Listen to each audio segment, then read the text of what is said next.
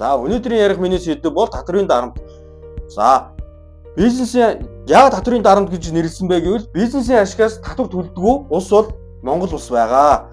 За юу юунаас татвар төлдөггүй гэхэр чинь бизнесийн орлого бүх төрлийн орлогоос бол Монгол улс татвар төлдөг. Хүүгийн орлого, үйл ажиллагааны орлого, хөрөнгө борлуулсны орлого гэх мэт. Үүнээс гадна онцгой нөт хоёр орж ирдэг. За орлогоос гадна бизнесийн байгууллагууд зардалтаа татвар төлдөг. Цалингийн даатгавар, нийгмийн даатгавар шийдэл гэж орж ирнэ. Дараад нь үүнээс зардлаасаа гадна зарлагтаа бол бас нөт төлдөг байгаа. Татвар төлдөг байгаа. Тэр нь болохоор чи нөт гэх мэт татварууд байна. А нөгөөх нь болохоор хөрөнгөдөө бизнесийн байгууллагууд бас татвар төлдөг байгаа. Автомашин, үйл хөдлөх газрын татвар гэж орж ирнэ. Худалдаа авалтандаа бас Монгол улс татвар төлдөг.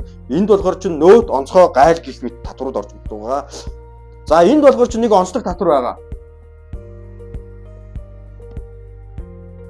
За татврын ерөнхий хуулиар татврыг давхардуулж хэрэглэхийг болохоор ч хоригддаг. А гэвч нэмэгцэн өртгийн татвар процессороо даблдж хэрэглэдэг явуулдаг онцлогтой байгаад байгаа. За эдгээр бүх татваруудыг бол зэрэгцүүлэн ногдуулж болно. А тэгээ эдгээр бүх гол татваруудыг нэрлсэн бол үүнээс гадна бол олон төрлийн татварууд бол байдаг. За татврын эрсдлээ санхүүгийн мэрэгсэн шинжээчд даатгаж болно. Баярлалаа анхаарлаа.